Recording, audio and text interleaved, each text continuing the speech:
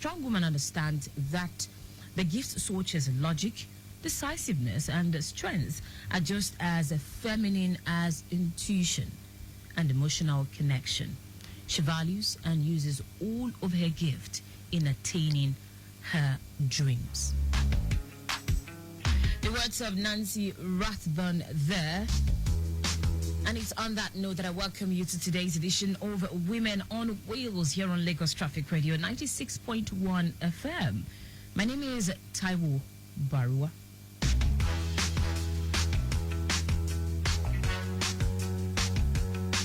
Women on Wheels is a weekly digest that focuses on the women folks, the achievement of the women generally across board in Nigeria, in Africa. I recall 2-3 weeks ago we had some guests from East Africa on the show.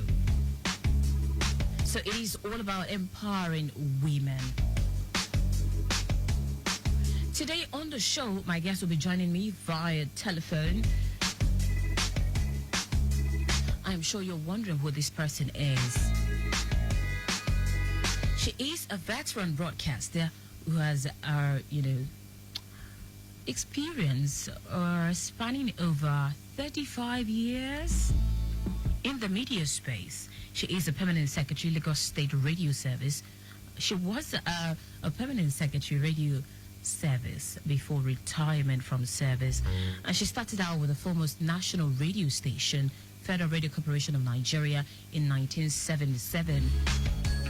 Some of you probably have an idea of who I'm talking about already.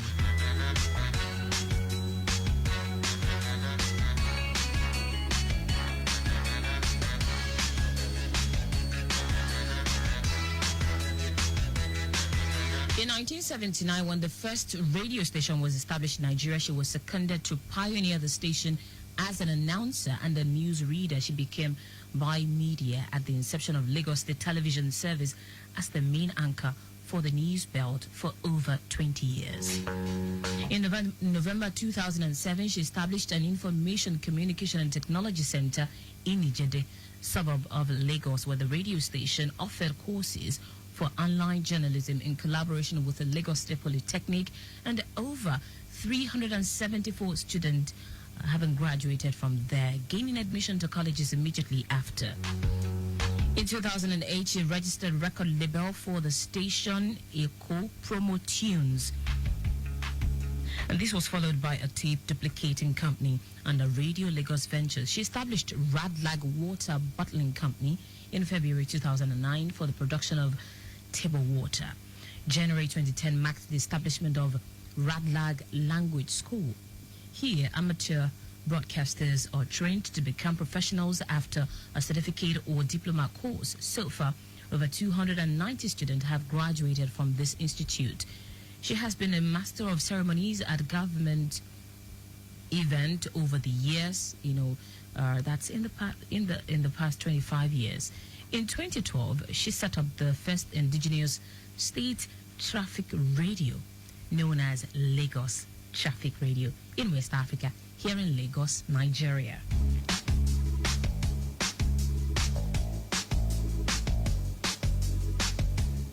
In February 2012, in recognition of her contribution to the development of Lagos State in the information industry, His Excellency Governor Babatunde Raji Fashola appointed her the Permanent Secretary, Lagos State Radio Service.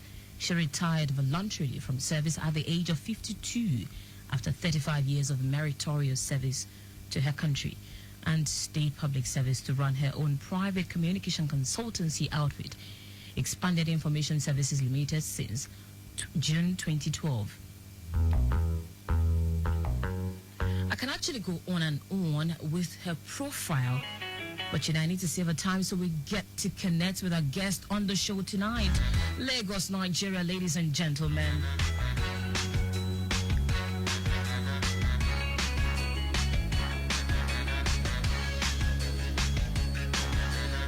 Tinu Aina-Badejo is my guest on the show. It's a pleasure to have you on Women on Wheels tonight. Good evening. Thank you very much for having me. How are you today? I'm good. I'm great. Very well. Very well. Quite an impressive profile, I must say. I was wondering when you were reading that, are you sure that's me? Are you sure it's somebody else? You don't know how the years fly by when you're doing something you love. Honestly, I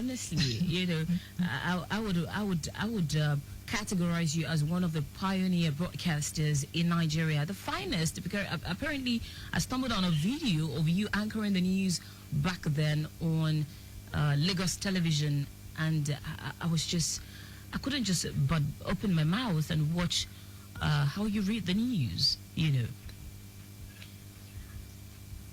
Let's get down to the conversation tonight. Tell me more about Tinu Aina-Badejo, aside from the broadcaster Tinu Aina-Badejo that people know. Is there more to this woman?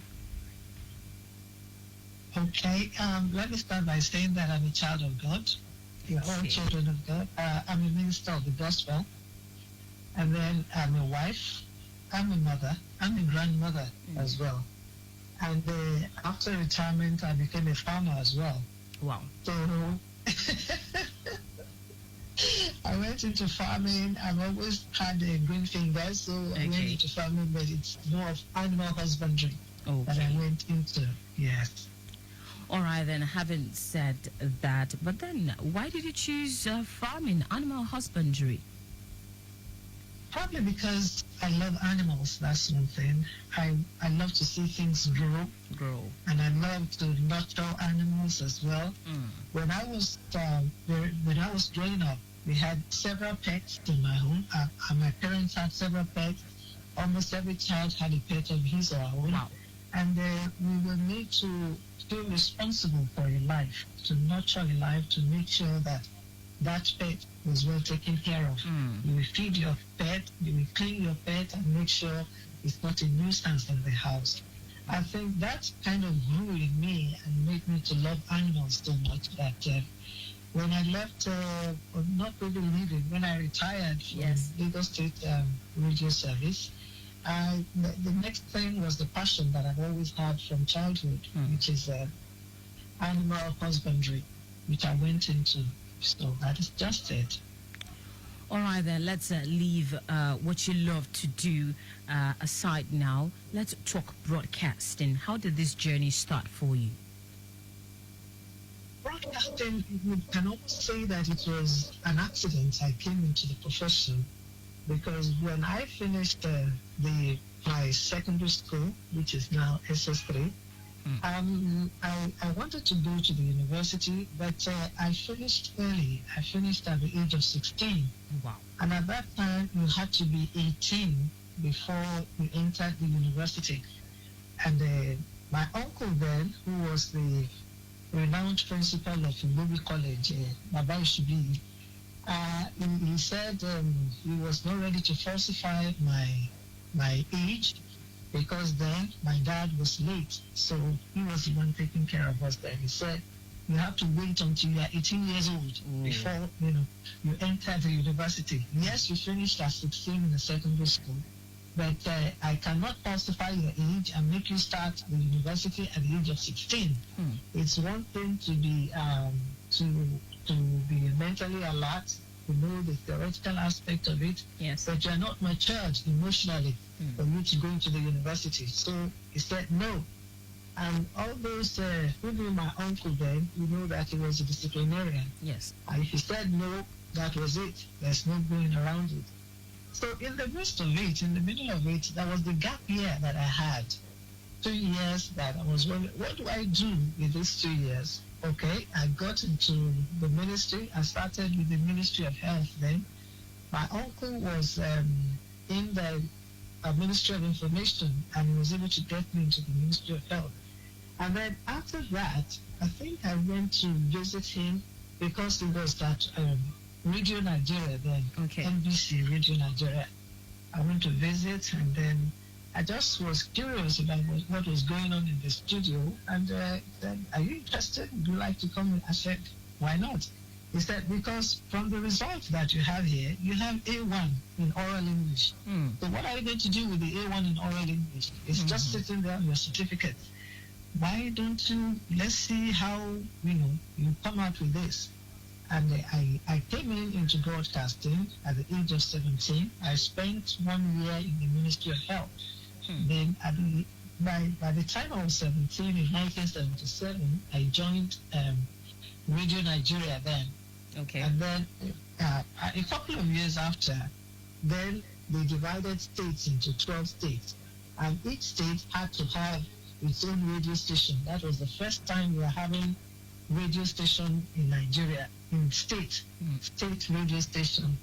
Before it was only Radio Nigeria, that was the only radio station in Nigeria then. And then when the military decided that each state should have its own radio station, Lagos State then was lucky to, have its own radio station. And then a friend of my uncle then, who's of blessed memory now, Mr. B.C. Lawrence, who's popularly called Gizlo, he was then the controller programs at Radio Nigeria. And then he just said to me, "You are from Lagos State, are you not? They are starting a radio station in your state. Why don't you come and be a pioneering staff of Radio Lagos then?" So, and that was how we were moved to Radio Lagos. And I guess I started as a studio manager at Radio Nigeria. Okay. But there was a day I was recording one of the announcers who wanted to record a news talk. And I went into the studio to correct the mic, to tell him how to position the mic before him and so on and so forth. The producer was out there and he was hearing my voice while I was talking with that presenter. He said, "You that is correcting, do you know you have a good microphone voice?" I said, "I don't know. I don't know. I'm just, He said, "You have a good microphone voice." And I was auditioned, and that was how I became an announcer. And over the years, we moved to Radio Lagos, to establish Radio Lagos. And from there, later, a couple of years after, the federal government decided to set up television stations for states also. That was when LTV8 started. LTV Channel 8, I think. LTV8, it was called then. And I became bimedia at that time. Mr. Taiwo was the one that came with his crew from NTA then to start Lagos Television. And he said, "Why don't I read news also on television as well?" So I was dubbing for both. I was operating both on radio and television. That's what you call a bimedia person in the media. And I was doing both, and which I did till I retired. There was a point in time that I was seconded permanently to LTV8. That was when Lagos Weekend Television started. We were able to pioneer that as well with some of my colleagues as well. I remember Mr. Shakirat Bakari Wellington. He came from NTA, and I joined that group, and we were able to take off with Lagos Television at that point in time. And it's all history now. It's all history, I must say. Yes, quite an interesting one, I must confess. Yeah. But then let's look at some of the challenging times you had as a broadcaster. But then before we talk about your challenging times, how did your parents take this, your decision, to be a broadcaster, your guardian? I don't think there was any complaint. Nobody raised any objection to it. Okay. And I think my mother practically fell in love with it because she, in her own right, she became a superstar in the neighborhood because she loved the idea that people could identify that her daughter is, it was a novelty then for you to get somebody talking on radio. Absolutely.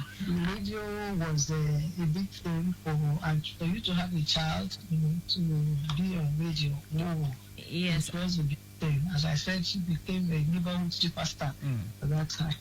As we progress with our conversation, I would let you know why I asked you that question, because we might have to, bring you on board maybe next week, because we're not ending this anytime soon, not even today. But then let's look at some of the challenging times you had, especially as the general manager and permanent secretary. So general manager, that was a tough cookie. That because it meant that because then I was running two stations together. I was running Radio Lagos and Eko FM. There were two stations then. And the greatest problem we had then was power, which is what we still have now, power supply, which was rather epileptic then. So you have to run the station both on the public power supply and then to also run side by side a generating set. You have to source for money to buy diesel to run, your generating set and keep the station on air. You can't afford to have the station go off air. That was the greatest nightmare for any administrator of any media house. The station cannot go off air.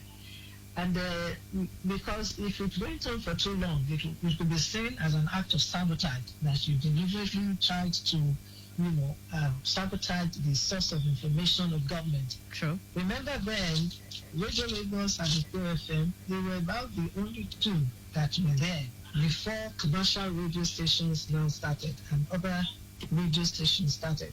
So that was all everybody had, their source of information, of news from government.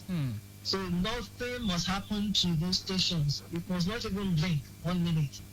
So you will have sleepless nights when there are issues with power or some technical problem with the transmitters or whatever. There were always little things here and there that could, make everything humble around you if you're not careful. But you have to make sure that you have the station in air, streaming regularly, without any disruption. Did you have any? Occasionally, there will be probably the issue of when you have a labor unionism that you come in and you find out that labor, they probably tell you that demands are being made and before they could threaten, strike action, they will shut down the station and they will keep staff away from coming. During that time, the management staff had to be on ground to run the station. So that's when you hear the voices of the matured, on the radio when there's a strike action. Okay. Definitely, you have to come on air and sleep in the studio for several days until the strike action was over. So those were some of the challenges then. In the midst of all of this, did you at any point feel the need to, end the broadcaster career dream? And even after retirement, have I ended it? That's the question. There are some situations that would make you think, oh, I am even tired, I've heard enough. Oh, yes. There'll be times like that you feel frustrated about the way things are moving, they're not moving at the pace you desire.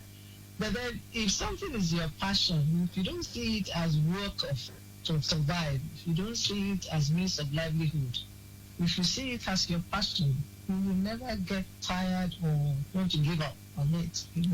So if it had been your child, would you give up on your child? Oh, wow. So you wouldn't. It's almost like that. That's what it is. Broadcasting, it's in your blood. You cannot divorce yourself from broadcasting. That you can never say, this is it, I'm done, it's over. So it's safe to say that passion has kept you going. Yes, kept you going. All right, Lagos, you're still tuned to Lagos Traffic Radio 96.1 FM. Women on Wheels is the program you're listening to. You must be wondering who I have been engaging. I have Tinu Aina-Badejo with me on the program tonight.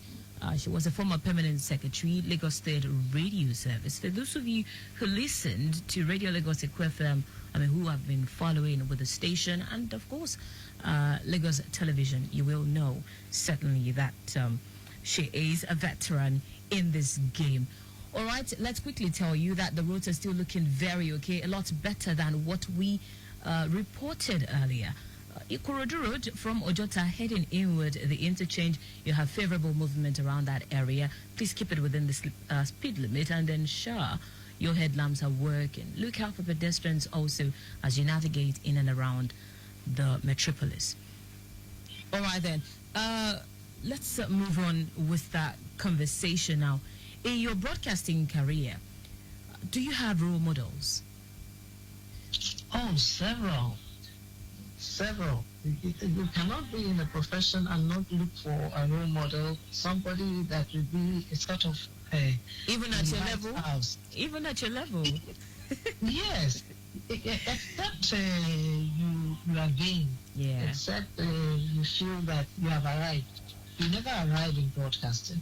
Okay. You never ever arrive, except you are deceiving yourself. Except you don't want to improve. Except you don't want to be better than the performance of yesterday. In broadcasting, you never arrive until you pass on to be, because there's something new you learn from even the youngest of broadcasters that are coming behind you. Absolutely. There's always something new. There's always something happening. There's always a new innovation in broadcasting. There's always information that you can acquire from even somebody that is junior to you that can help you in your career.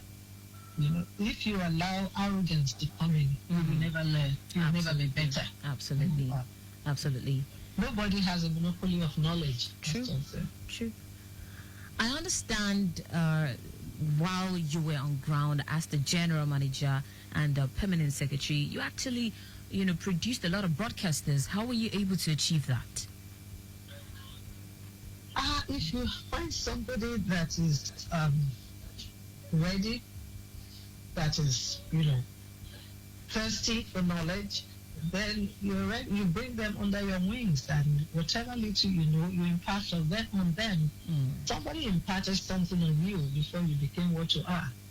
I didn't wake up one night to become, what I am today. Somebody labored on me. Somebody, taught me something. Somebody molded me here and there. So somebody was there all along the line.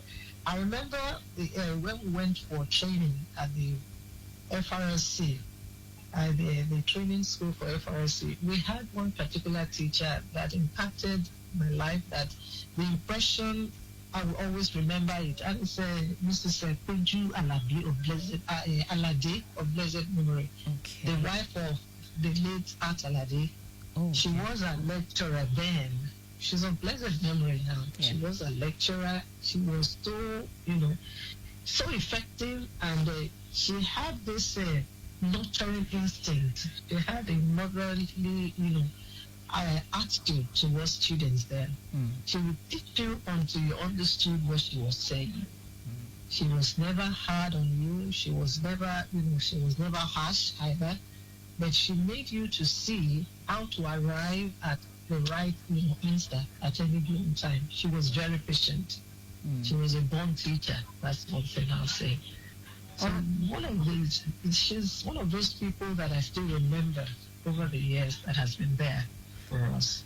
All right, Madam Tinu Aina-Badejo. Apparently, we're not ending the conversation now. We're going to have to continue this next week. But before I let you go, on the show tonight, what will be your advice to women out there? Of course, you're going to give another next week, but then let's wrap it up at this time. We're running out of time already. Women should be friends with each other. Women should not pull each other down. We are not too many up there. We are not too many. Not too many women are up in the management position that you get up there and you pull off the ladder and another woman cannot come up. Then you have broken that line. You have not given another woman another chance to rise. Somebody gave you a chance to rise. I was in the midst of men then while I was, the general manager or the permanent secretary. I was practically the only woman, and even the youngest in their midst, that would sit at the boardroom, and all that surrounded me then were men. Men that were many years far ahead of me in age and everything. But they gave me that chance. They supported me. They cooperated with me, and that made the station run, or the stations run. At the end of the day, we were able to have 3 stations running for Lagos State. We had Radio Lagos, Beko FM, and towards the threshold of my retirement, we set up a traffic radio that we are right now. That will be part of our conversation next week. Yeah. So if I didn't have the support and cooperation of men around me, and even some women as well, I wouldn't have succeeded. There would be no traffic radio today. Radio Lagos would not still be standing. Neither would Eko FM be standing. So that is just it. Give another person the chance to come up. That's the joy. Give another person the chance to come up. The words of Tinu Aina-Badejo on the show tonight. It sounds so much like my mother. Not everybody calls me Tinu. I like that. That makes me feel really elated right now. And so it will be my... Everybody calls me Tinu. You are calling me Tinu. That's one thing. I like to call it in full. That's the way I like it. For those who know me around here, I like to call it in full. Anyways, it would be my honor to have you right in the studio to see your pet project, which you started at the threshold of your career. Just take a look at what it has become today. Next week, we would like to have you very much on ground in the building to see what we have on ground. Thank you very much for having me. It's been a pleasure chatting with you. Thank you so much. All right, this is where we wrap things up on the show tonight. It's been an amazing time with Tinu Aina-Badejo on Women on Wheels. Make it a date with us next week. It promises to be an awesome one. Trust me. Next week, while we try to continue with the conversation, she certainly will be talking more about her career. Her perception about women in Africa, and of course women in a patriarchal society like ours, and how best we can get better as women. This is where I wrap things up. Maximum thanks to Afe John handling the social media unit tonight. Big ups to Victor Oteri. Our executive producer is Taiwo. I remain Taiwo Baruwa. Do enjoy the rest of your evening. Your home for timely, reliable